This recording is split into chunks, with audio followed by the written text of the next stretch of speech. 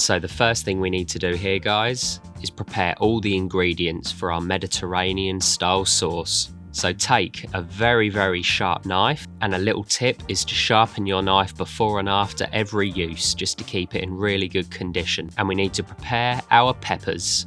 So spend a few minutes dicing up your peppers, and we want them quite coarse, as this dish is really nice and rustic. So chop your peppers into small inch-sized square cubes. We need to prepare our tomatoes. So we take cherry tomatoes and just simply chop them in half. That's all we need to do.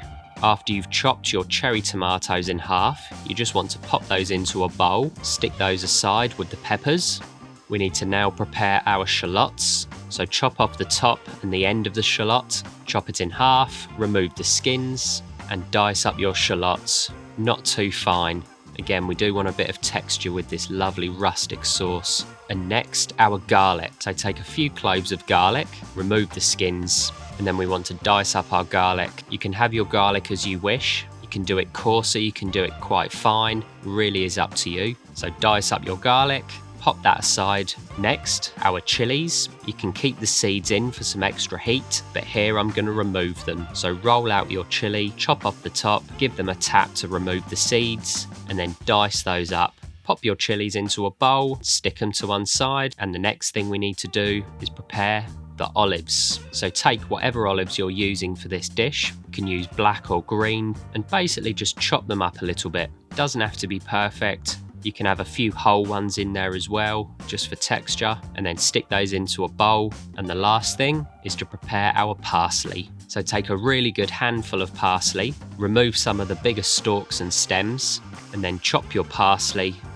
So chop your way through it, and when your parsley is diced up as you want it, and this sits to one side with the rest of the ingredients. So take a heavy bottomed frying pan, add a nice generous splash of olive oil to the pan, and the first thing I like to cook is the peppers.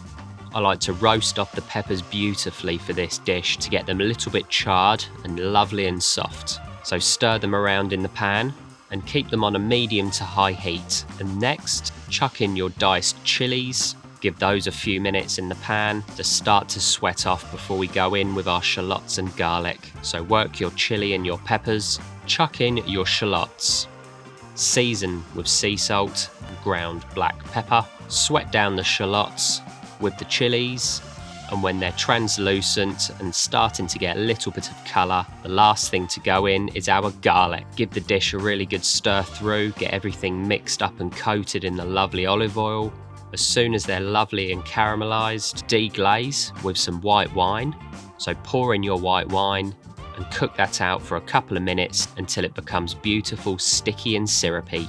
And now we're ready for our cherry tomatoes. Chuck in your halved cherry tomatoes. Season with sea salt and freshly ground black pepper. Give the dish a really good mix through, and we just want to cook out our tomatoes for a few minutes. So give that about 5 to 10 minutes, give or take. Zest in a lemon, go in with a nice generous amount of our diced parsley. Stir your sauce through, chuck in your olives, give those a quick stir through, and what I like to do is transfer the sauce into a saucepan and just pop that to one side, and we're going to heat that back up in a few minutes when we're ready for it. The next thing I like to do is to make the couscous, and so take a nice large bowl, pour in your couscous, and then over the couscous we want to pour some boiling water. We want the water to be just above the level of the couscous. Pop a lid on the bowl, and in the 5 to 7 minutes that it's going to take for the couscous, we want to shallow fry our beautiful fillets of sea bass.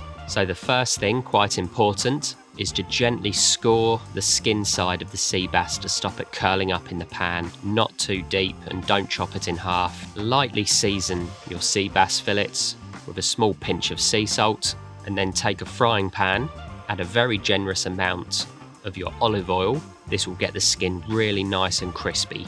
And then gently lay your fillets of sea bass into the oil as soon as it starts to very lightly smoke.